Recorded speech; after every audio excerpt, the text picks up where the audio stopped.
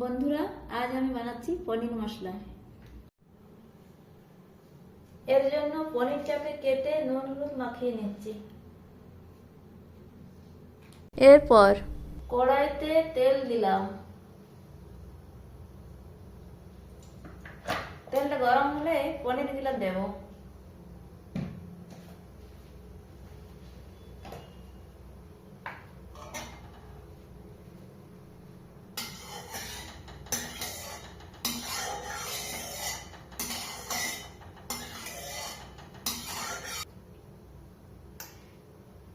হালকা করে পনিরগুলো ভেজে একটু তুলে নেব।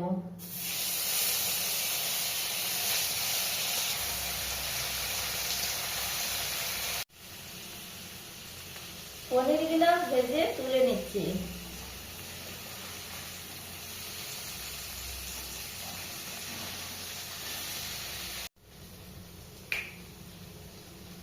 পনিরটা ভাজা হয়ে গেছে, এবারে তুলে নেব।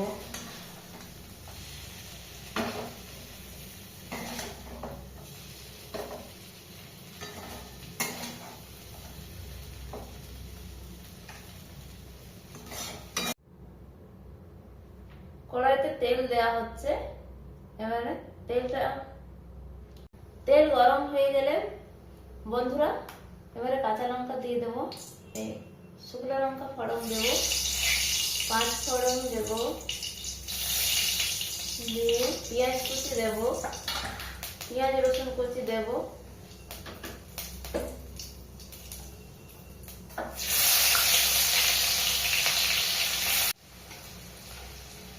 পেঁয়াজটা ভাজা হয়ে গেছে। এবারে আমি পেঁয়াজ বাটা রসুন বাটা দিয়ে দিচ্ছি।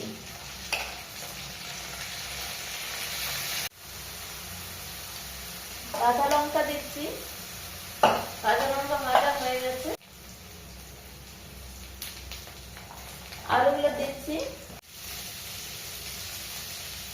আলুটা ভাজা হয়ে গেছে। এবার আমি লবণ দেব। লবণ দিলাম। হলুদ গুঁড়া দিচ্ছি। জিরে গুঁড়ো দিলাম, ধনে গুঁড়ো দিলাম। এবার আমি নাড়তে যাবো। নাড়া হয়ে গেছে। এবার একটু বাটার দিয়ে দিচ্ছি আলুর সাথে। বাটার দেওয়ার পর একটু জল ঢেলে দিচ্ছি। জলে আলুটা একটু সিদ্ধ হবে। তারপর সিদ্ধ হয়ে গেলে পনিরগুলো দিয়ে দেবো। আলুটা সিদ্ধ হয়ে গেছে। এবারে পনিরগুলো দিয়ে দেবো আলুর সাথে।